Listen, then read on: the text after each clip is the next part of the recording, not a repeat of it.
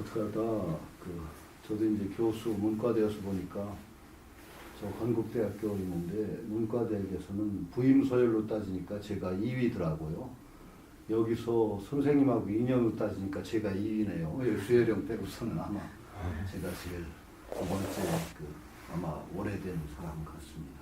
오래되었다는 것 뿐이지 여러분 앞에 설 자격은 별로 없는데 제가 늘 존경하는 일심양보살께서 또 지방을 가셔야 되는 일정이 있다고 해서 그냥 핀치히터가 필요하다고 해서 잠시 나왔습니다. 근데 뭐 저는 이제 제가 불교 운동이라는 걸 쭉 해왔고 여기 뭐 여러분들 수행 많이 하시고 그러니까 제가 그런 얘기를 또 다시 드릴 자격도 없는 것 같고 일반적으로 제가 늘 하던 얘기들 제 얘기를 들은 분들은 제 전공이 뭔지 아세요. 제 철학이 전공인데 철학 중에서도 뭐가 전공이냐라고 물으면 아니 좀 소개가 좀 필요한 것 같은데 제가 좀 추가 설명.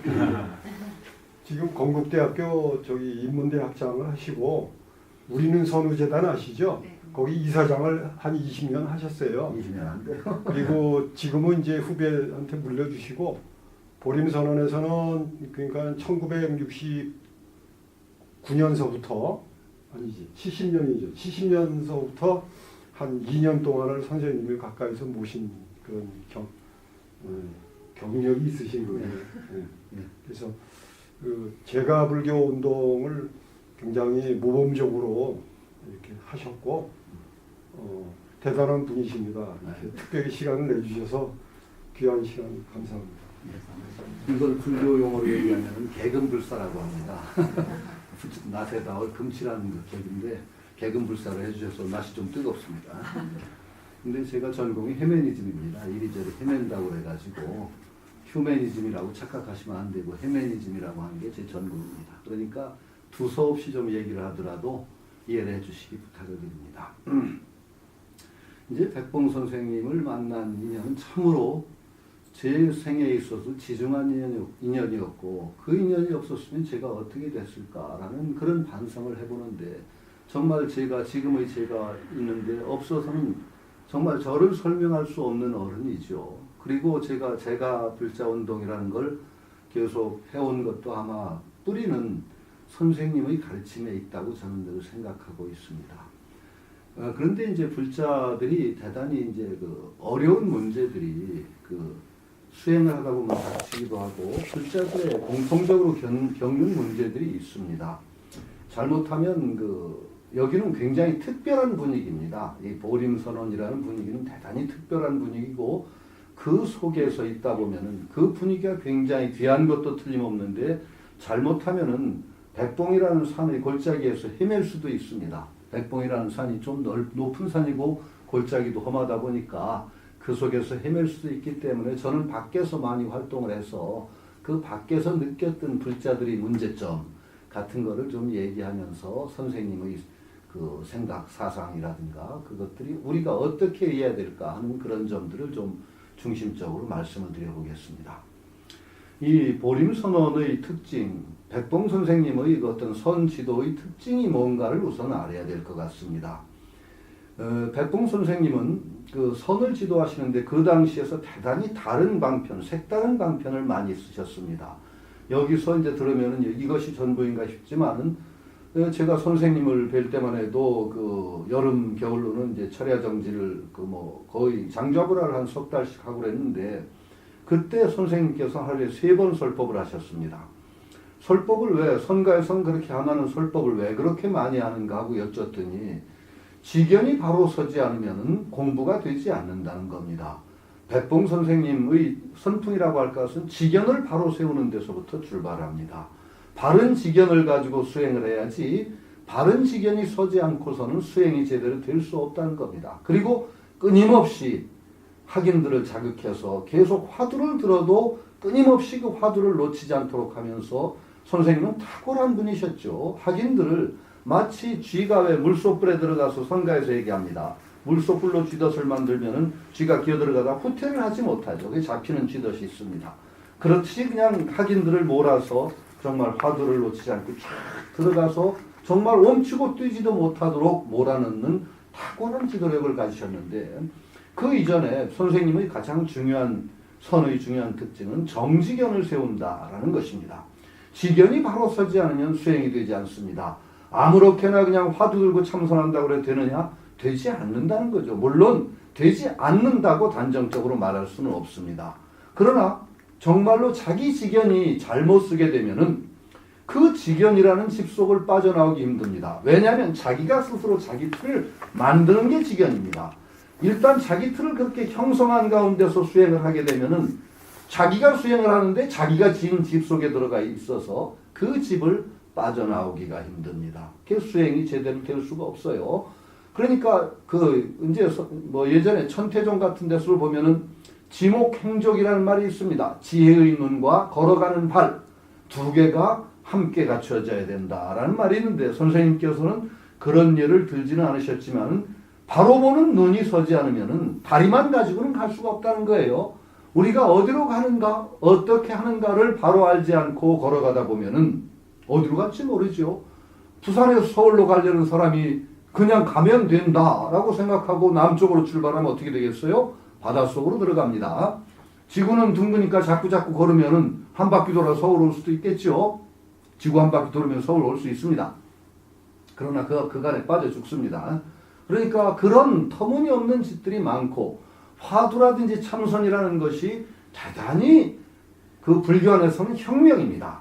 참선이라는 방편, 선수행을 한다는 방편에 들어갔다는 것 자체가 불교 안에서 대단히 탁월한 특별한 방편에 들어갔다고 하는데 선수행의 특징은 한 번 뛰어서 부처 땅에 들어간다는 것입니다.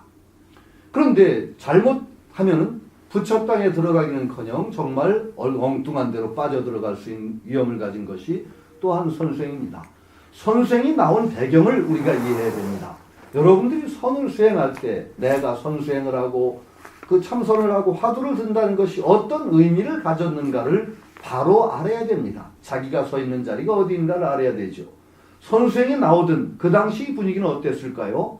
부처님 이래로 쭉 교학이 발달했습니다. 그래서 선수행이 나오던 그 무렵에는 화엄이라든지 천태라든지 하는 굉장히 교학의 어떤 최고봉이 이미 서서 아마 불교의 전성시대였을 겁니다.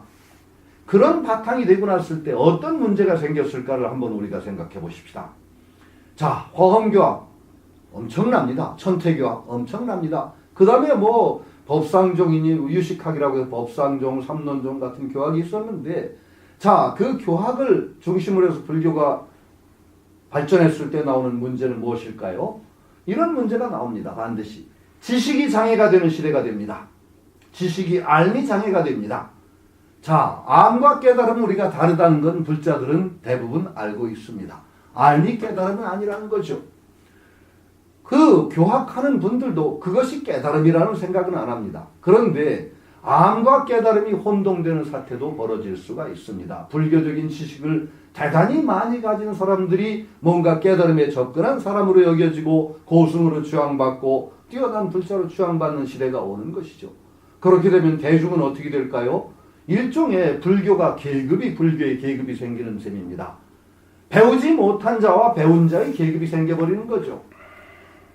지식이 높지 않고 그런 교학을 이해하지 못하는 불자들은 그러면 부처님의 깨달음의 세계에 들어갈 수 없게 되는 것입니다.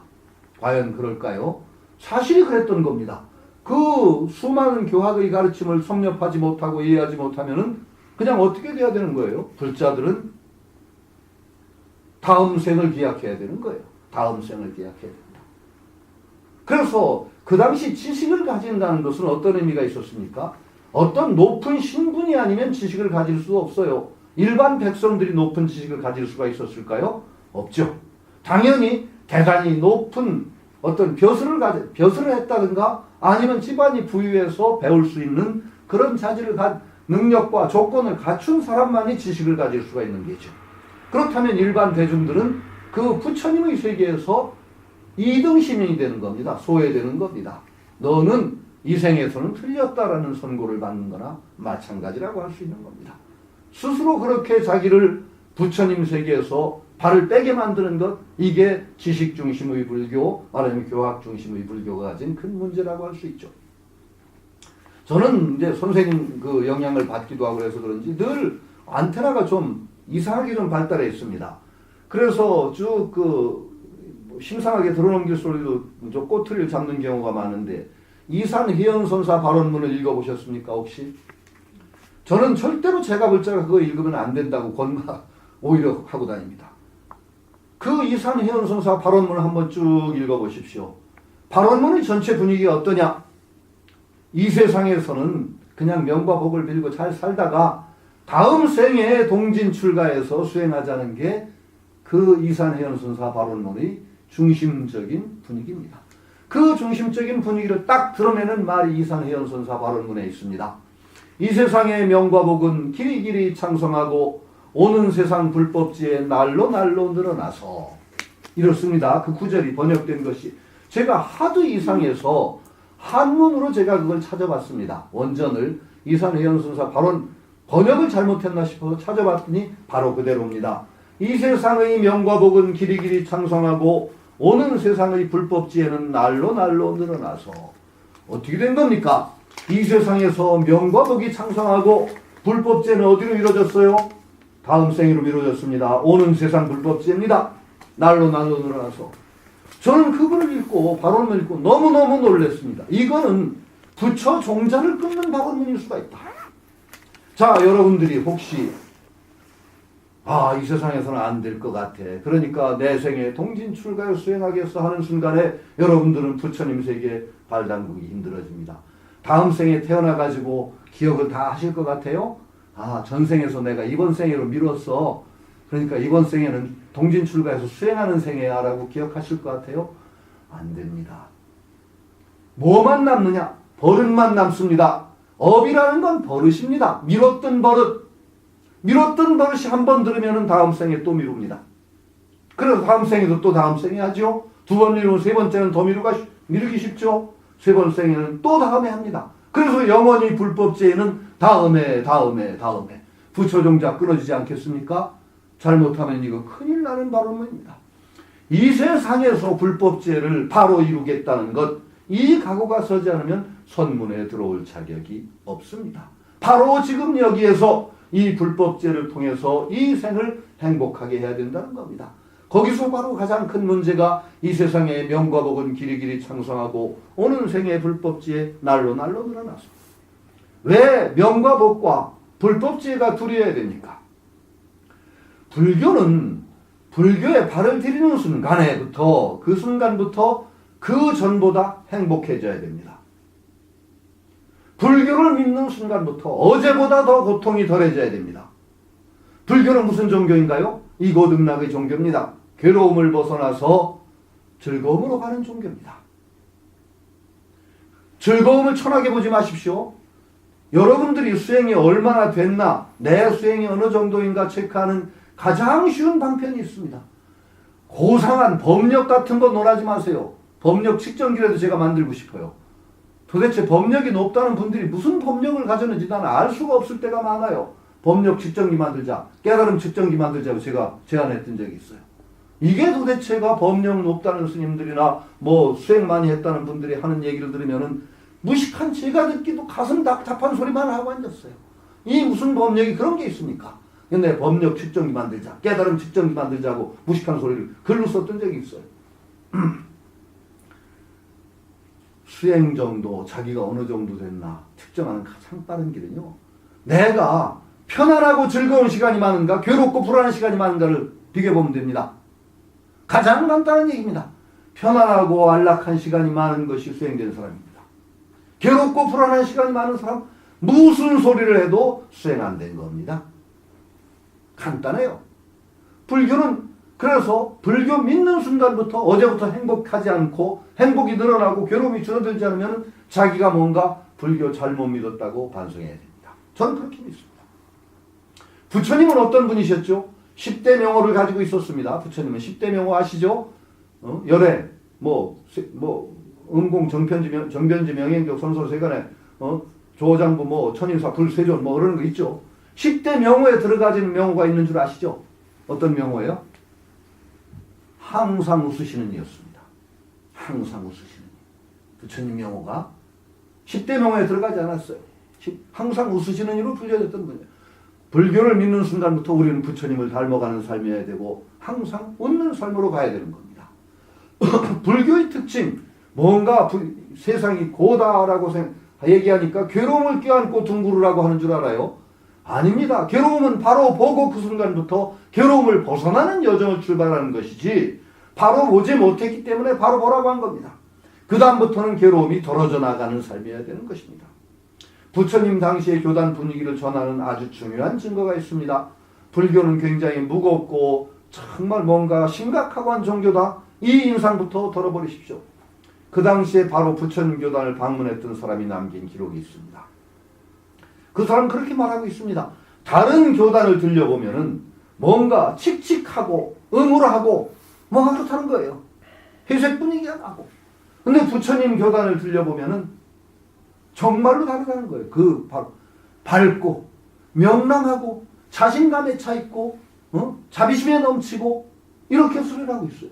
부처님 교단의 분위기는 그것이 맞습니다. 그래서 그분의 술에 의하면은 부처님 교단의 수행자들은 어떻게 세상을 살아가느냐? 한마디로 날랜 영양처럼 가볍게 이 세상을 살아간다 그랬습니다. 날랜 사슴처럼 가볍게 이 세상을 사슴, 영양이라는 건 사슴과 비슷한 겁니다. 사슴처럼 가볍게 이 세상을 살아간다. 대단히 중요한 메시지입니다. 불교가 뭔가 오랜 세월 동안 쭉 오다 보니까 출가자 중심으로 되면 회색 분위기가 자리 잡기가 쉽습니다. 출가자 중심이 되면 회색 분위기가 왜냐 뭔가를 버리고 한다는 것이 중심이기 때문에 우리는 출가자보다 훨씬 자비심이 넘치는 중생들이라 그놈의 정 때문에 출가를 못하고 살지만은 한편에서는 훨씬 더 우리가 뛰어난 사람들입니다. 끊지 않고 참 그것을 짊어지고 가는 더 어려운 과정인데도 불구하고 그 길을 꿋꿋이 가는 제가불자입니다. 출가자와 달라야 됩니다. 우리 삶의 무대가 바로 수행이장이 되어야 된다는 각오를 가지고 우리는 살아가는 사람인데 제가불자들은 자칫하면 사람 위에 스님이 있다는 생각을 갖게 됩니다. 물론 백봉 선생님 문화에는 그런 기질이 없습니다. 선생님이 제가자였기 때문에. 그런데 또 거꾸로 스님들을 너무 졸로 보는 경향이 있죠. 제가 얘기하지만 그런 경향이 없잖아 좀 있습니다만은 그러나 대단히 중요한 우리는 자산을 가지고 있는 거예요. 스님들 깨달으면 스님들 몫이고 우리는 내생에 출가한다 이런 생각들은 애초에 버려야 되고 백공 선생님 문화에 그런 기풍은 없지만은 그래도 바로 이 생에서 편히 앉으세요. 편하게 다리 쭉 뻗고 앉으셔야 됩니다. 이 생에 바로 여기부터 깨달음의 길을 시작하는 것이라는 그런 각오를 가지고 있는 사람만이 이 보림 문화에 저는 들어온다고 생각하고 있고 그것이 근본이라고 저는 생각합니다. 바로 그래서 한 번 뛰어서 부처 땅에 들어간다. 선이라는 것이 바로 그런 겁니다.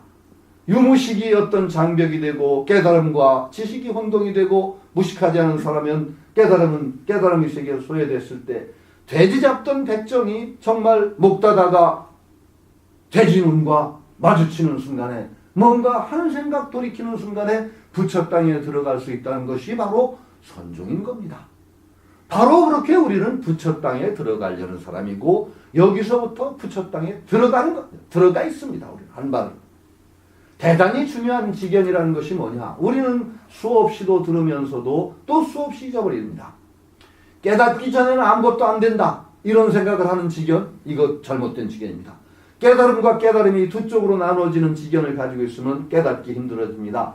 나는 깨닫지 못한 중생이다. 그러니까 깨달아야 된다라고 하는 순간에 중생과 부처를 나누는 지견을 세웁니다.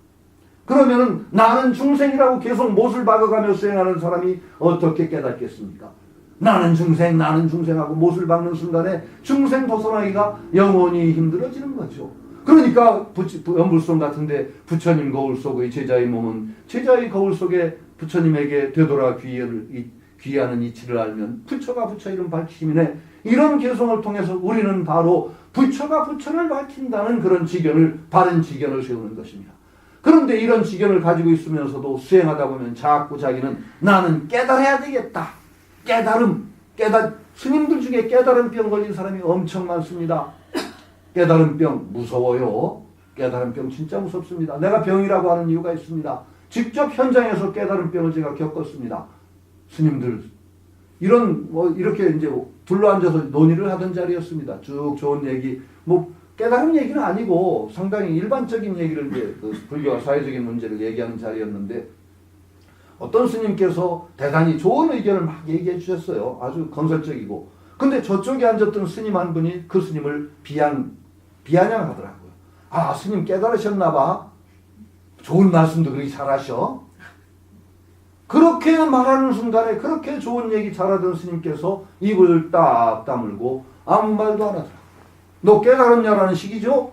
이거 엄청난 병입니다. 그래서 제가 그날 얼마나 화가 났든지 깨달음도 민주주의로 합시다. 깨달음도 민주주의로 하자. 무슨 깨달음이 독재냐? 나 깨달았냐 못 깨달았냐를 그렇게 칼같이 금을 긋고 너는 깨닫지 못한 게 무슨 말이 그렇게 많으냐는 순간에 그건 부처 종자를 또 말리는 지경이 됩니다. 깨닫지 못한 중생, 깨달은 부처 딱 둘로 나눠지는 순간에 우리가 어떻게 깨닫겠습니까? 나는 중생인데 중생하면서 깨달으려고 한다는 게 말이 되겠습니까? 우리는 이미 부처라고 이미 누누이 가르침을 배웠죠. 중생탄을 쓰고 있을 뿐이지 여기서 부처의 깨달음이 끊임없이 솟아나오는 중생인 것입니다. 그 깨달음의 빛을 항구적으로 끌어내기 위해서 우리는 수행하는 거지 나는 중생이니까 부처가 돼야 되겠다는 식으로 수행해서는 안 된다는 겁니다. 이런 지견들, 바른 지견이 설 때 우리는 비로소 올바르게 수행을 해나갈 수가 있습니다. 올바른 수행이라는 게 대단히 건강한 수행을 얘기하는데 올바르게 수행하지 않아도 된다? 그거 굉장히 위험한 얘기입니다. 굉장히 위험한 얘기입니다. 아까 얘기한 대로 자기가 지은 관념은 자기가 부시기가 힘들어요. 왜냐하면 내가 스스로 나를 한계를 지었기 때문에 잘못된 지견을 가지고 자기를 한계를 지우고 나면 그 틀 속에서 벗어나기가 대단히 힘들어진다는 겁니다. 이 정지견을 바로 세우는 것, 선생님의 그 개송이나 법문을 보면 그 바른 지견을 세우기 위해서 선생님이 얼마나 노심초사를 하셨던가를 우리는 느끼게 됩니다. 이런 것들을 외우는 가운데 우리는 바른 지견을 세워나가면서 정말 힘차게 깨달음의 길로 한 걸음 한 걸음 나아가는 것이고 그 다음에 그렇게 함으로써 우리는 나날이 행복해지는 존재가 되어야 된다는 겁니다. 대단히 중요한 겁니다. 우리는 불교 수행을 하다 보면 잘못해 참 위험한 경우가 저도 이제 그 백봉 선생님 대단히 위험한 게 뭐냐면요. 백봉 선생님 설법을 듣다 보면 귀 버려요. 여러분들. 귀 버린 분들 꽤 많을 것 같아요. 여기도. 귀가 높아져 가지고요. 어지간한 소리가 잘 안 들어와요. 싱거워요. 백봉 선생님 설법 듣다. 선생님 설법은요. 번개불이 번쩍번쩍 튀고 벼락이 치잖아요. 그런 어떤 통쾌하고 사람을 몰아가는 법문 어디 가서 듣기 쉽지 않아요. 그러니까 귀 버리기 쉬워요. 높아져. 그러니까 사실은 마른 지에만 높아져요. 잘못하면. 제가요. 살아온 경력이 참 여기 이 보림에서는 제가 약간 이단하라고도 할 수 있는 이유가 뭐냐면은 이제 그 수열형이 제일 백봉 스님을 가장 가까이서 모신 분이라고 할 수 있지만 그 다음엔 아마 절 거예요.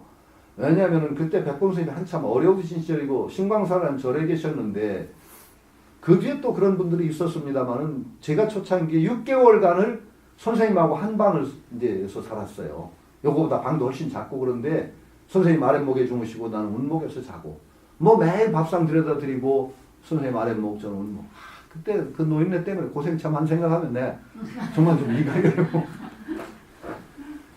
이 노인네가요. 선생님. 노인네니까 잠이 없잖아요. 한 12시쯤 주무시고 그러는데, 그러면 절이니까 3시에는 일어나야 돼요. 한 일주일 지났더니요, 자는데 코피가 터지더라고요. 자다가 코피가 터졌는데, 하도 피곤하니까 모르고 잤는데 아침에 보니까 말로부터 난리가 났어요. 그래서 선생님이 주무시면 따뜻해요, 아랫목은. 제가 자는 윗목은요, 불기가 안 들어요. 그때 3월인데요, 추워요, 3월에 불기 안 들으면요. 근데 이불도 없어요. 무슨 스님들이 야박했는지 이불도 안 줘서 이런 좌복, 요거보다 좀 작은 좌복인데 방석이 몇 개 있어서 방석 몇 개를 깔고 덮는 이불이 없어서요. 이불을 방석을 배에다 덮고 자는데 꿈틀거리면 떨어지잖아요, 배에서. 그럼 추워서 또 깨고 나중에는 꾀가 나서 아예 끈으로 방석을 배에다 붙들어 매고 자고 그랬는데 무슨 얘기 하나 또 헤매지는 얘기가 나요. 한참 나 참 성질 고약한 노인네 만났다. 처음에는 선생님 사입인 줄 알았어요 제가. 도사 이 수혜령이 재수한다는 사람을 갖다가 꼬셔가지고 절에다 집어넣는데요. 재수한다는 사람이 6개월간 책 한 자를 제가 안 본 사람이에요. 3월부터 8월 27일까지 제가 있었어요. 6개월간은 제일 가까이 모셨다고 할 수 있죠. 8월 27일 날 제가 서울로 올라와서 재수생으로 학원에 들어가서 공부를 했는데 학원도 떨어졌어요. 공부를 진짜 영어 수학 한 자를 안 봤으니까 6개월간은 재수한다는 놈이. 그런데 아마도 그 선생님 모시고 6개월 있던 게 상당히 정신을 맑게 내준 것 같아요. 넉 달 공부해서 제가 서울대를 갔으니까 잘한 거죠. 그러니까 성공을 한 셈이죠, 대단히. 근데 하여튼 그런 식인데 참 처음에 만났을 때 이 수혜령으로 대풍 선생님 만났는데 도인이라고 그래서 저는 도인은 수염이나 대빨리 기르고 나서 그 감정이 천한 분인 줄 알았어요. 아주. 그래서 그런 노인을 만나라고 다 했더니 이 노인네가 순사입이에요. 보니까 이 수혜령이 군대를 간다고 그때 참 지극정성으로 모셨거든요. 군대를 가는 날 환송식을 하는데 돈이 없으니까 중국집에서 이제 환송식을 하는데 짜장면 먹고 나시더니 이 양반이 눈물을 쪼르륵 흘리더라고요. 백범 선생님이. 그러더니 수혈아 네 제대하면 또 여기 와서 짜장면 먹지 뭐. 와 그런데 이게 무슨 사이비가 이런 도사가 있냐. 이게 무슨 도사가 이렇게 뭐 그냥 이상해요. 그런데 참 그러고 나서 이제 처음에는 긴가민가 했는데 제가 6개월간을 거의 침식을 받들고 한시로 떨어지는 일이 없죠. 엄청나게 혼났어요. 저 혼나기는 또 선생님한테. 성질도 보통 고약한 분이 아니에요. 뭐 얼마나 또 그냥 괴팍한 데도 많은지 그때 수석을 배우셨거든요. 돌 수집하는 거. 그러더니요. 수석에 그냥 막 빠지시더니 가다가 나무집 담장에 있는 돌도 빼래요. 이런 참. 그건 못 빼. 죽어도 못 빼지. 그거 빼면 어물어지는데. 그건 그래서 선생님도 못 뺐는데. 그때 스레티 지붕에 있는데 스레티 지붕 날아가지 말라고 얹어놓은 돌 있잖아요. 저거 내려오래요. 괜찮은 돌 같대요. 그럼 딴 돌 갖다 눌러놓고 내려온 경우도 있어요. 그 스레티 지붕에 올라있는 돌을. 참 희한한 성격을 가지신 분인데 이제 선생님을 보면서 제가 느낀 것이 그 차츰차츰 이분이 참 대단한 분이구나. 보통 우리가 아주 둔한 사람 아닌데 6개월 정도를 잠시도 곁에 떨어지지 않고 있으면은 보통 바닥을 본다고 그래요. 우리는 사람의 바닥을 볼 수 있다고 그래요. 그런데 그분의 바닥은 갈수록 깊어지는 느낌이 들었죠. 그래서 제가 그 인연이 끊어지지 않고 계속 있게 된 건데 이 선생님 문화에 들어서도 대단히 이제 골이 깊고 높은 산이다 보니까 잘못하면은 발이 땅에서 떨어지고 날아다녀요, 사람들이. 수행을 한다는 건 발을 튼튼하게 현실에 디디고 있어야 되는 건데 잘못하면 수행병 걸리면 수행병이라는 게 걸려버리고 깨달은 병이 걸리면 날아다니는 수가 있어. 발이 땅에서 안 붙고 날아다닌단 말이죠. 우리 삶 전체가 수행해야 되는데 불자들이 가장 큰 문제점 중에 하나가 많은 불자들이 이중생활자라는 거예요. 이중생활자. 대개 불교가 크게 잘못된 부분, 잘못되었다라고 하면 좀 옆에가 있겠지만 중국하고 한국으로 오면서 불교가 반쪽짜리 종교가 돼 있어요. 반쪽짜리 종교. 왜 반쪽짜리냐? 중국에 불교가 떡 들어오고 나니까 중국은 아주 높은 문화가 있어요. 인도 문화에 뒤지지 않는 높은 문화가 중국에는 있고 그 중에 가장 대표적인 것이 유교가 제일 대표적이고 그 다음에 도교가 있어요. 도가. 근데 유교가요. 만만치 않은 높은 문화거든요. 사상이거든요. 그러니까 불교가 떡 정착하고 나서 어떤 식이 됐느냐. 유교와 전반적으로 경쟁하기를 불교가 반은 포기를 했어요. 반은 포기를 하고 세속생활은 유교 쪽에 맡겨버렸어요. 그러면서 불교는 오로지 수행 쪽. 수행하고 기도하고 하는 종교적인 심성만을 불교는 끌어안고서 그런 종교가 돼버렸어요. 그러니까 우리 삶을 전체를 이끌어가는 종교이기를 불교가 반은 포기를 했습니다. 반은 포기를 했어요. 그러니까 절에 가서 기도하고 수행하고 하는 거. 그 다음에 일상적인 삶은 윤리나 이런 것들은 대개 유교적 윤리 따르라고 해버린 거예요. 이게 지금까지도 계속되고 있어요. 도대체 계율이라는 것이 지금 현대의 의미가 없어요. 원래 불교는 경율, 론 3장이라고 했고 논이야말로 세 기둥 중에 하나, 계율이야말로 세 기둥 중에 하나인데 불자들이 계율에 무심해요. 스님들도 계율에 무심해요. 계율을 제대로 지키려고 하지 않아요. 그러면 계율이 제대로 의미를 가지지 못하면은 우리 삶은 일반적인 일상적인 삶은 어떻게 이끌어갑니까? 어떻게 이끌어갑니까? 유교적인 규범으로 이끌어갑니까? 불자들이 불교가 우리 삶 전체를 끌어가지 못하고 수행한다든가 기도한다든가 여기만 불교가 쓰이는 겁니다. 이거 굉장히 큰 문제입니다. 계율이 스님들한테 다 죽어버렸어요. 스님 계율 지키는 스님 하나도 없어요. 제가 거의 장담해요. 저는 독한 소리를 많이 하기 때문에 스님들한테도 계율 다시 제정하라고 했어요. 아니면 청규라도 다시 정하라고. 스님들 계율에 율에 어떻게 되는지 알아서 남자 스님도 앉아서 오줌 넣게 되어 있습니다. 그런 스님 보셨습니까? 오줌 넣을 때 앉아서 넣으시는 스님. 비구 스님도 못 보셨죠? 다 어기고 있는 거예요. 안 지키는 거예요. 그러면 아주 여자분들이 좋아할 것 같아요. 저는 변기에 오줌 튄다고 좀 앉아서 누라고 제 구박을 받고 있거든요. 아직까지 지키고 꿋꿋이 서서 넣기는 없는데 남자들이 오줌을 넣으면 튀기는가 봐요 많이. 그래서 변기 청소하기 힘들다고 앉아서 누라고 그래서 남자 이거 포기하라는 것 같은데 그렇게는 못하겠다. 아직은 그러고 버티고 있는데 계율 지키면 좋을 것 같아. 안 지켜요. 그러니까 스님들이 자 5개를 지키라고 했는데 제가 불자들은 5개죠. 부름주계 지키는 분. 부름주계를 지키는 분이요. 없잖아요 거의. 주는 사람도 지킬 거라고 생각을 하네요. 그런데 이게 문제가 뭐냐면은 계율의 하나를 어겨도 괜찮다고 생각하면 어떻게 돼요? 나머지 계율도 다 권위 갖다 놓죠. 나머지 계율도 다 권위. 안 지켜도 되는 거야. 이렇게 되기 시작하면 어떻게 돼요? 우리 삶 전체가 불교에 의해서 부처님의 가르침에 의해서 이끌려가지를 못해요. 그러면 종교로서 이상적인 모습을 가진 종교가 되지를 않아요. 대단히 큰 문제예요. 이제 그게 어떤 식으로 드러나느냐 하면은 절에 와서만 불자인 거야. 수행할 때만 불자인 거야. 나머지는 대충. 이런 불자, 이중생활자들이란 말이죠. 불자들이 대부분이. 불자냐 아니냐를 딱 가름하는 가장 기본적인 척도가 뭘까요? 불자는 어떤 게 불자예요? 불자는 어떤 게 불자냐? 쉽게 대답할 수가 없는데 딴 종교와 불자는 뭘로 불자라고 하느냐? 저는 몇 가지가 있다고 생각하는데 그 중에 하나가 욕망이 자기를 끌고 가는 삶을 사느냐 서원이 자기 삶을 끌고 가는 삶을 사느냐 이것이 저는 척도라고 생각해요. 그러면 여러분들이 서원이 뭐예요? 여기 서원 있어요. 그렇죠? 동업보살의 서원도 있고 사실은 선생님 쓴 글들이 거의 전부가 일종의 서원 세우는 얘기예요. 여기에 4가지 나의 소임 이것도 서원이에요. 일종의 서원이에요. 동업보살의 서원 서원이에요.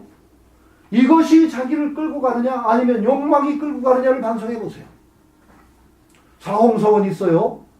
사홍선돼요. 그런데 사홍서원은 너무 거룩한 서원이라 불자들 아무도 안 가지고 있어. 너무 거룩하니까 세속에 데리고 나가기가 좀 죄스러운가 봐. 부처님 앞에서 사홍서원하고 성스러운 부처님 앞에다 그대로 모셔놓고 나가죠. 보통 서원은 여기서만 하고. 그러니까 나가서는 서원이 끌고 가는 삶이 아니라 욕망의 대로 사는 거야. 아니면 불교적인 규범이 아닌 적당한 규범으로 사는 거지. 그러니까 언제나 이중생활자들이야. 사찰이 나와서는 거룩한 서원, 거룩한 고민을 하고 나가서는 다 잊어먹고 삶 자체가 이끌려가지 않아 부처님의 가르침이. 그러면 언제나 반쪽짜리야. 그러니까 그렇게 하면 수행도 어떻게 되느냐? 반쪽짜리 수행을 해. 여기 와서는 수행 열심히 해. 나머지는 좀 까먹어. 까먹는 삶이야. 수행력 까먹는. 그러니까 불자, 제일 잘못된 불자들이 하는 얘기. 요새 좀 내공이 떨어진 것 같아. 수행을 좀 해야 될 것 같아. 내공력이 떨어진 것 같아. 이 수행은 여기와 수행은 뭐하러 하느냐? 내공 쌓으러 하는 거 아니에요. 우리 현실적인 삶 속에서 내 수행이 이어질 수 있도록 하는 기반인 거예요. 여기가. 이 수행을 통해서 내 현실적인 삶에서도 수행이 나 삶을 이끌어가고 원력이 나를 이끌어갈 수 있도록 여기서 좀 몰입해서 강한 훈련을 좀 하는 것뿐이야. 그래서 그것이 이어져 나가서 나의 삶을 이끌어가는 그런 것이 되어야 된단 말이죠. 그런데 많은 불자들이 이중적인 생활하다 보면 수행도 그렇게 와서 내공 쌓고 세속에서는 적당히 까먹고 뭐 내공력 떨어진 것 같으면 또 수행하고 기도하고 바로 이것을 극복하는 게 또 우리 보림선언의 모토이고 장점인 거예요. 선생님이 바로 제가불자의 삶을 얘기하고 거사불교를 얘기한 취지가 뭐냐? 이런 수행, 여기 와서 수행하고 배우고 소원을 세우고 그것이 우리 현실적인 삶을 이끌어가는 찬양이 되도록 하는, 그러니까 오래되면 될수록 힘이 나야 되죠. 보림 문화에 들어오면은 나는 나이 먹어서 안 되겠어, 뭐 젊은 사람들이 열심히 하는 그런 글자는 소용없어요. 오래될수록 더욱더 수행력이 강해져야 되고 현실적인 삶 자체가 통일적으로 이 수행과 이어지는 삶을 살아가는 것이 보림선언의 선풍이다라는 것을 절대 잊으시면 안 돼요. 이렇게 통일적인 삶을 사는데 서원이라는 건 진짜 중요하죠. 사홍선만 해도 너무 여기도 거창한 소원이 많아요. 이게 자기 소원이 잘 안 될 때는 어떻게 하셔야 되느냐? 이걸 현실에 가장 구체적인 일에 적용을 해보셔야 돼요. 예를 들어 저는 밖에 나가 사홍소원 얘기하면 그렇게 얘기해요. 중생을 다 건지리라. 그러니까 자기 소원이 안 돼. 언제 내가 중생을 다 건져? 못 건지죠. 그러니까 어떻게 해야 돼요? 자기 주변에 가장 아픈 사람이 누구냐를 봐야 돼요. 그런 때는. 내 주변에 가장 내 손길을 기다리는 사람이 누구인가를 찾으면 돼요. 번뇌를 다 끊으리라. 나를 가장 괴롭히는 분별망상 번뇌는 무엇인가? 이것을 찾아내서 그걸 다스려야 돼요. 법문을 다 배우리라. 불자들처럼 무식한 사람들을 내가 못 봤어요, 세상에. 불교 공부를 안 해. 그럼 법문을 다 배우리라. 그러면은 언제나 경전이라든지 부처님 가르침을 정말 계획을 세우고 잊지 말고 한 달에 얼마쯤이면, 하루에 얼마쯤이면 경전을 본다든지 그렇게 함으로써 부처님 가르침을 언제나 배워나가는 구체적인 계획을 세워야 돼요.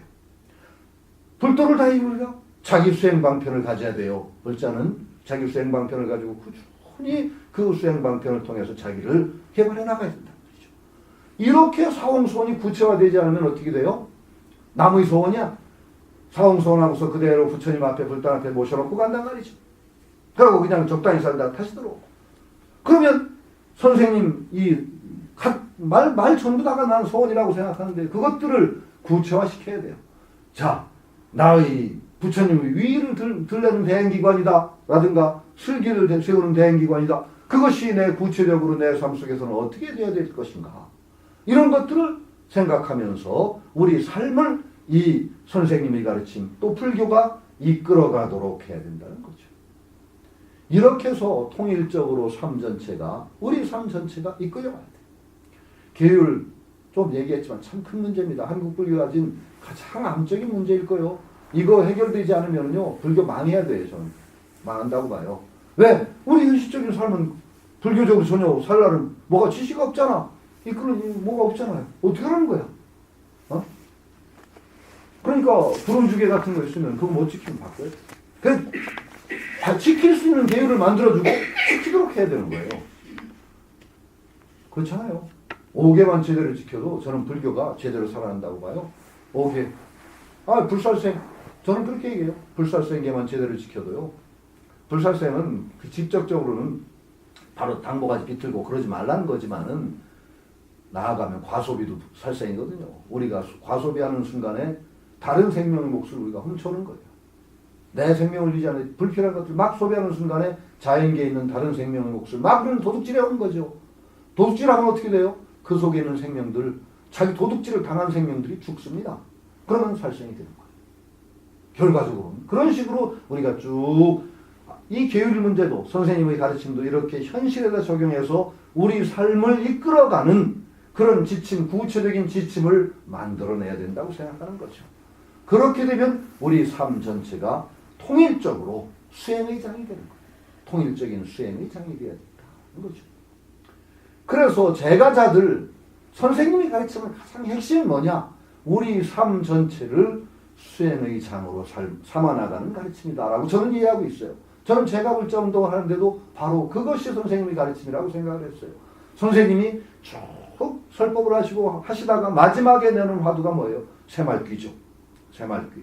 새말귀라고 화두라고 하셨는데 기존의 화두하고 너무너무 다르다는 건 여러분들이 잘 아실 거예요. 구자모부성 그런 화두하고 새말귀 모습을 잘 분리자고 같아요? 화두는 기존의 화두는 뭐였어요? 의심을 통해서 화중일타홍이라고 선생님이 처음에 그러실 때 고치셨는데 그 화두라는 건 모든 망상을 태우는 불꽃이에요. 화두를 통해서 의심을 통해서 모든 망상을 태우고 하는 불꽃처럼 화두를 드는 방편을 쭉 하긴 그걸로 제접을 하시고 화두도 계속 만들어내시기도 하시고 그랬는데 나중에 결국은 새말귀라는 말씀을 하셨어요. 전혀 달라요. 그 이전의 화두와. 구자무불성이라든지 모습을 잘 굴리자 하고 의심하자는 게 아니에요. 모습을 잘 굴리자예요. 물음표가 붙은 게 아니에요. 그럼 뭐예요? 우리 모습을 잘 굴리자. 이게 선생님 제가불자들의 삶, 우리 삶의 무대 전체를 수행의 터전으로 삼는 바로 획기적인 전환을 선생님은 이루셨다고 저는 믿어요. 제가불자하고 스님하고는 완전히 달라요. 스님 흉내를 내시면 여러분들은 망해요. 제가 장담해요. 수행한다고 하시면서 스님 흉내 절대 내지 마세요. 왜요? 달리잖아요. 대기설이라고 해서 부처님의 설은 스님들이 가진 조건과 제가불자들이 가진 조건은 너무너무 달라요. 너무너무 달라요. 거긴 그런데 그 다른 조건을 가진 제가불자가 스님 흉내를 내면 잘 되겠어요? 반드시 망합니다. 제가 장담합니다. 스님 흉내 내지 마시고. 스님 흉내 안 내는 건 뭐냐? 우리 삶 전체가 수행의 장이에요. 스님 흉내 내는 건 진짜 망해요. 세계 인류가 망해요. 아니 불교가 모두 스님 흉내 내는 게 불교라고 생각해 보세요. 어떻게 돼요? 다 출가자처럼 살으면은 단번에 인류 멸종돼요. 애를 낳을 수가 없잖아요. 그러니까 스님은요 특별한 분들이에요. 특별한 분이라는 건 뭐냐면은 부처님 당시에 정말로 부처님이 깨달았을 때 부처님 당시에 정말 속성 코스로 빨리 사관들 양성하듯이 양성해서 불교 보급대로 나는 키운 분들이 나는 스님이라고 생각해요. 절대 흉내내면 안 돼요. 그분들이 우리 삶에서 수행하는 법을 빨리 가르쳐 주도록 우리는 요구해야 돼요. 저 교수예요. 교수는 그래도 아직 지금 세상에서 값도 많이 떨어졌지만 교수라면 그래도 좀 존경해요. 그래도 존경받아요. 어느 정도는. 근데 여러분들이 교수가 훌륭한 사람이라고 생각해서 교수 흉내 내보세요. 망해요. 당장에. 교수는 뭐 때문에 필요 있어요? 저는 철학을 하는 사람이에요. 그런데 제가 철학을 해서 여러분한테 내가 공부한 것처럼 어렵게 철학 공부하라고 해보세요. 여러분 하시겠어요? 안 할 거 아니에요. 당장에. 절대 될 수도 없고 해서는 안 돼요. 스님들도 마찬가지예요. 스님들 수행법은 우리하고 달라요. 그 스님들은 24시간 수행하면 찬양받아요. 여러분들 24시간 참선하면요 망해요. 당연한 답이에요. 그럼 어떻게 해야 돼요? 선생님이 답이 모습을 잘 굴리자예요. 모습을 잘 굴리자.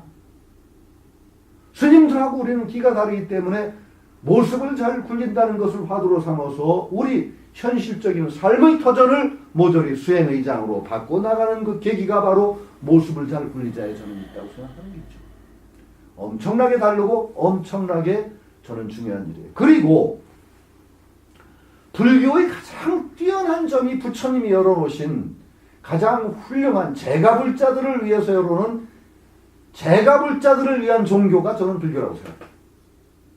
왜 그러냐? 그 이전의 종교와 부처님의 종교가 가르침이 확연하게 달라지는 틀이 있거든요. 그 이전에 인도에 우파니샤드라든지 여러 아주 높은 사상들이 있었습니다. 요가 수행도 있었고 부처님은 그 수행을 다 이어받으셨어요. 그러고서 부처님이 그것과 결별하시고 불교를 열으신 지점이 어딘가를 여러분들이 정확하게 이해해 보세요. 어딘가요? 이걸 얘기하면 한국의 불자들이 마치 부처님이 결별한 수행, 아주 버리진 않았어요. 다 수행을 했는데 그 수행을 하면서 이게 진정한 불교 수행이라고 착각하고 있는 분들이 많거든요.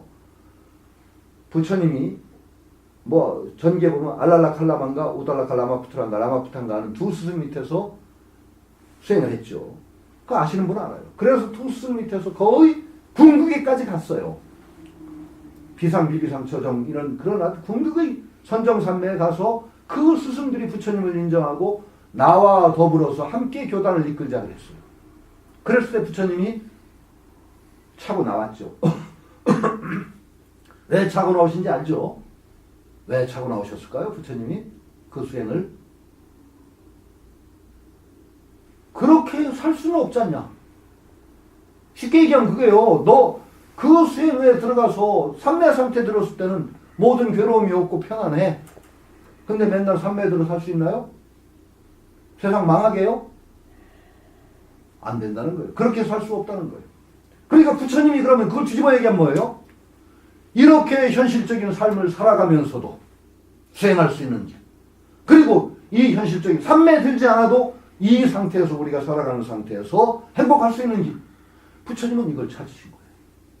제가불자들에게는 얼마나 고마운 일이에요. 우리가 스님처럼, 스님은 하루 종일 삼매 들으면 도령 높은 스님이라고 찬양받겠지만 제가불자는 망하잖아요. 부처님은 바로 우리 제가불자들을 위해서 거기를 차고 나오셨다고 저는 생각해요. 그래서 부처님이 제시를 해주셨어요. 안 해주신 게 아니라. 불교의 수행은 다르거든요. 전에도 와서 제가 그 얘기를 했어요. 저는 중요한 결과라고 생각하기 때문에 요가 수행자와 불교 수행자와 일반인 셋을 놓고 뇌파 테스트를 했어요. 요가 수행자, 불교 수행자, 일반인. 어떻게 했느냐. 뇌파를 하고서 옆에서 종을 친 거다. 그래요. 시험을 땡 하고 종을 쳐요. 일반인들의 뇌파 반응은 어떨까요? 땡 하면은 반응이 탁 뇌파가 일어나요. 이게 안 꺼져. 지글지글 끓어. 옛날에 학교종이 땡땡 친다가 생각나고 막 그래서 막 그 종과 연결되게 막 끌어나가. 그 또 땡치면 또 반응을 하고 또 이제 그거와 연결되는 상념들이 끊임없이 이어서 막 뒤죽박죽이야. 이게 일반이야. 나중에는 한 30분쯤 치잖아요. 종을 땡, 주기적으로 땡.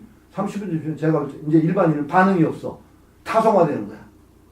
그럼 그냥 치는 걸 잊어버려. 이제 신경을 안 쓰니까. 뇌파가 반응이 안 일어나. 이게 일반인의 반응이에요. 요가 수행자 반응 어떻죠? 너는 쳐라. 반응 없음. 땡 쳐도 뇌파에 전혀 반응. 왜냐? 요가 수행의 특징이 그 삼매거든요. 몰입해가지고 옆에서 벼락이 떨어져도 모르는 삼매가 요가 수행의 핵심. 그러니까 반응 없어요. 요가 수행. 불교 수행자 어때요? 땡 치면 딱 반응합니다. 근데 딱 꺼집니다. 조용해져. 땡 치면 또 반응합니다. 또 꺼져요. 땡 치면 또 반응합니다. 1시간을 쳐도 정확하게 반응해요. 정확하게 반응하고 또 뒤가 꺼져. 이게 불교수. 부처님이 열어놓으신 바로 가장 중요한 점이 바로 이 지점이에요.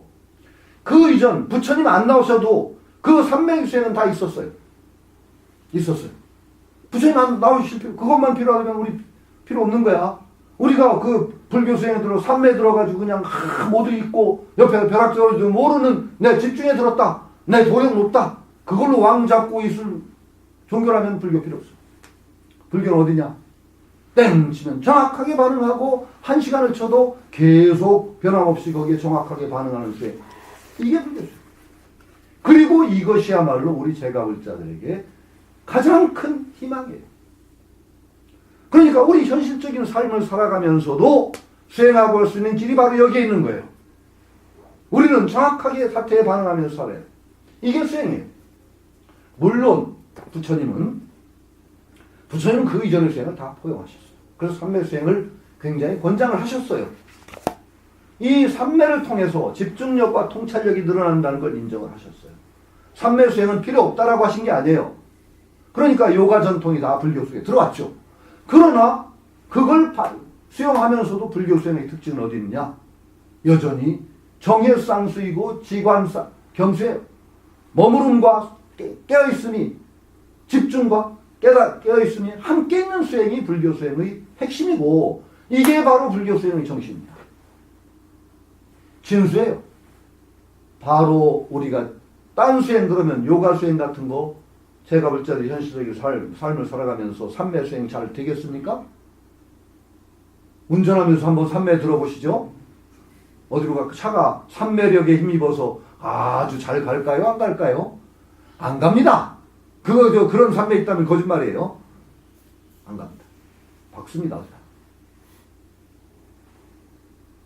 그러니까 부처님이 안 나오셨다면 정말 제가불자는 다음 생 기약할 수밖에 없어요. 그런데 부처님이 나오셨기 때문에 우리는 이 생에서 행복을 추구하면서 수행할 수 있는 길이 열리는 거예요. 이 귀한 길을 제가불자들이 망각하고 자꾸 부처님이 그래도 기본으로 삼았던 그 수행에만 매달리면 제가불자들은 영원히 2등 불자와 2등 신일 수밖에 없다. 바로 이 지점이 바로 나는 선생님이 얘기하신 모습을 잘 굴리자예요. 모습을 잘 굴리자고 얘기하는 순간에 우리는 이 몸을 모습이라는 걸 알아요.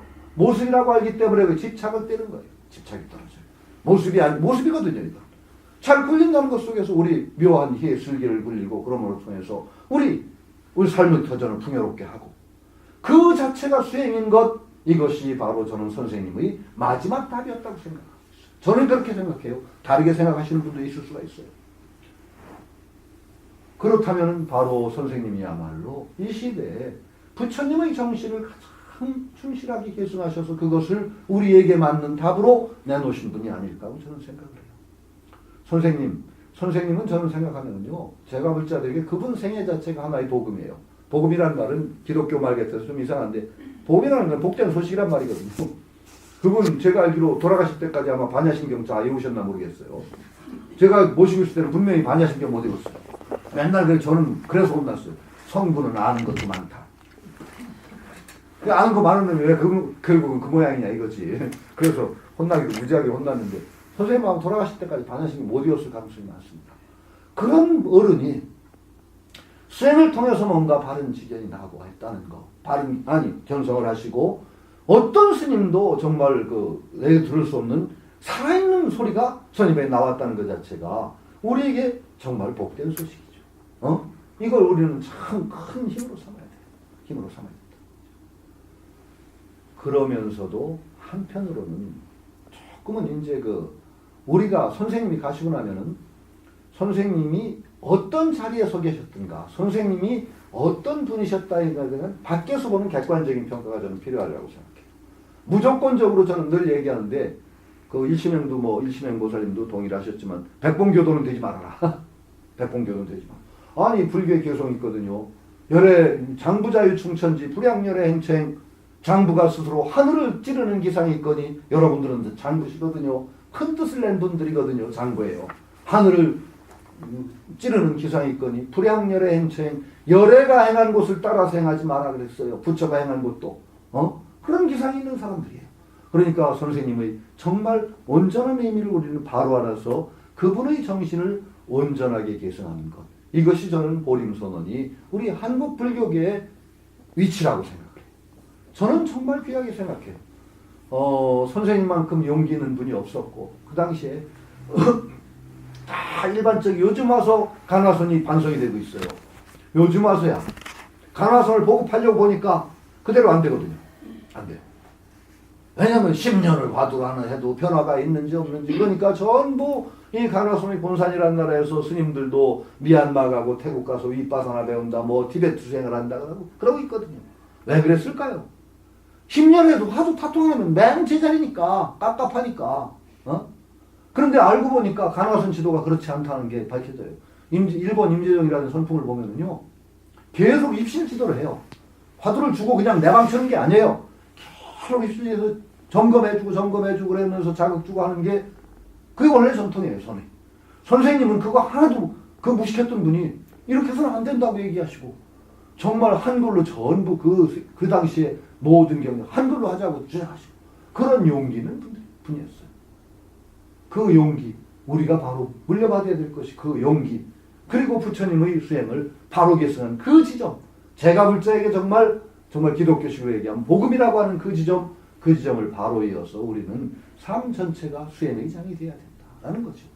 불교 수행병기에 제일 무서운 병이 뭐냐? 요거 한 구멍만 뚫으면 모조리 다 해결될 것 같은 그런 망상 품지 마세요. 한 구멍 뚫어서 간 거 아니에요. 전체가 함께 가야 되는 거예요. 전체가. 불교 수행은 아무리 선인이 뭐니 해도 팔정도와 사막을 기본으로 해요. 사막 팔정도를 보세요. 한 구멍 뚫어서 모든 걸 해결하자는 정신이 아니에요. 삶 전체가 움직여 나가는 것이에요. 삶 전체가 움직여서 정말 온전하게 움직여 나가서 행복의 길로 가는 것이다. 저는 이렇게 생각해 주기를 바라는 거죠. 이건 왜 그러냐면요, 하나 구멍 뚫으면 모조리가 이걸 해결하려는 건강한 정신이 아니면은, 건강한 정신을 가지지 않고 수행은 건강치 않아요. 여러분들이 건강하시려면 어떻게 해야 돼요? 일상생활이 건강해야 되죠. 앉는 자세 바르게 해야 되고, 먹는 거, 자는 거, 싸는 거 잘해야 되고, 그렇죠? 그렇지 않고 보약 한 제 먹어가지고 모든 걸 다 해결하겠다는 그런 건강법을 추구한다든지 그러면은 여러분 건강하실 것 같아요? 절대 안 건강해집니다. 벌써 그 정신이 건강치가 않아요. 이것만 하면 모조리 다 해결이다. 이것만 하면 딴 거 아무것도 없이 이걸로 모든 건강을 책임진다. 그런 건강법은 없을 뿐 아니라 그런 건강법 자체가 건강치 않은 건강법이에요. 불교는 건강한 종교예요. 삶 전체를 통해서 가야 되는데 그 중에서 깨달음이 가장 큰 소원으로 나를 이끌어가는 삶을 살아가야 되는 거예요. 그러면 우리가 불자라는 것이 선생님도 여기서 뭐 얘기하셨지만 참 복덕 심기를 게을리 하지 말라 하고 동업보살이라는 것도 뭐예요? 우리가 함께 가는 삶이기 때문에 정말 우리 주변과도 함께 가는 큰 길을 가는 사람들 또 선생님 하신 말씀이 있어요. 소승 대승의 본부가 될지언정 소승의 성과는 탐하지 말라 그랬고 성과는 탐하지 말라 그랬거든. 우리는 대승보살이거든요. 그런 대승보살로서의 큰 어떤 소원을 가지고 그 소원을 통해서 깨달음의 길로 함께 가는 동업보살이어야 되겠다라는 생각을 하죠. 예전에 그 유학자인 정명도 같은 분만 해도 참선하고 타좌하고 하는 분들만 사람만 보면 그렇게 좋아했다네요. 그렇게 좋아했대요. 자기 일도 아니면서. 근데 저는 뭐 여기 이렇게 공부하러 오시는 분들만 뵙기만 해도 제가 부럽고 저는 존경스러우고 좋아요. 그래서 하여튼 어쨌든 간에 시원찮은 소리를 많이 했지만은 우리 백봉 선생님 만난 거 저는 참 귀한 인연을 생각하고 그런 인연 발판을 해서 우리 동업보살로 가는 길 함께 가기를 소원하면서 간단히 뭐 주제넘게 큰 소리를 떠드는 얘기 끝내도록 하겠습니다.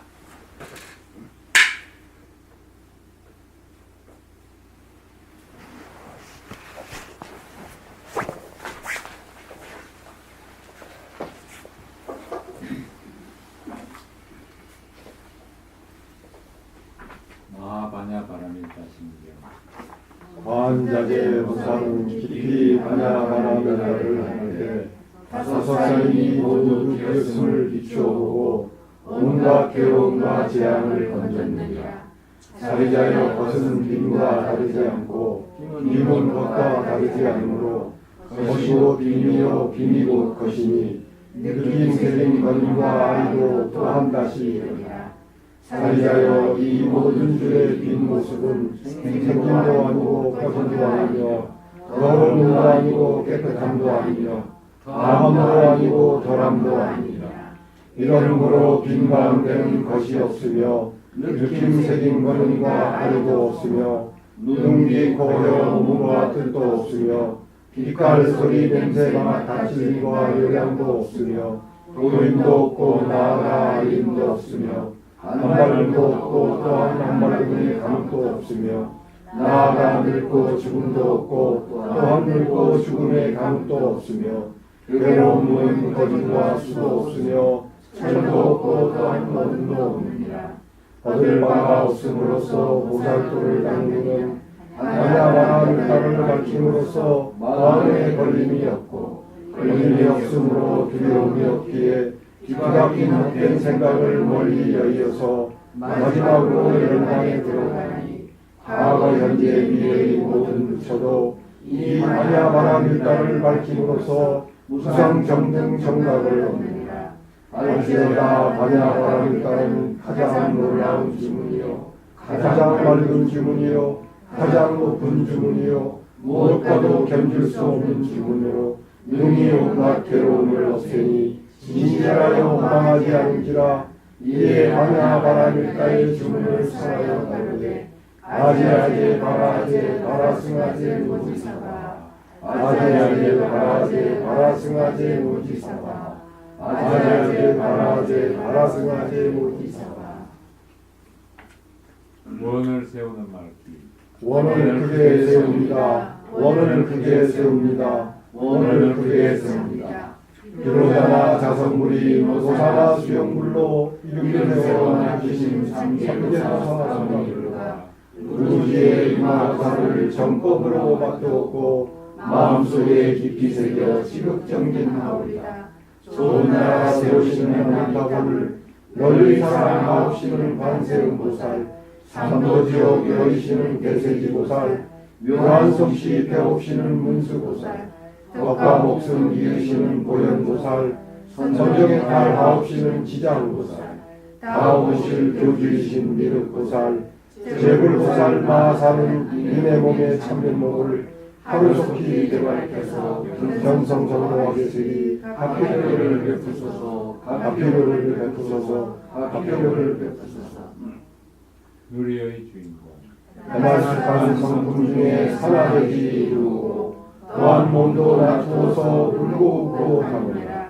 당장의 마음이라 하늘 땅의 인자인 걸 멍청한 사람들은 못 맡겨서 찾는 거야. 보림상강 우리는 불법을 바탕으로 인생의 존엄성을 선양한다. 우리는 3대의 주인공을 자부하고 만복을 누린다. 우리는 대승의 본문을 일정정 소승이 선고하는 하지 않는다. 네 가지 큰 다짐 가없는 중생을 기어이 던지리라. 끝없는 번뇌를 기어이 끌리리라.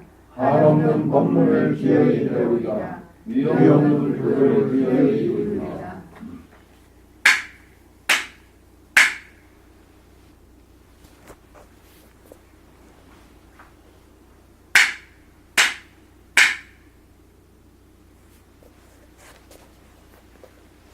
성불하십시오.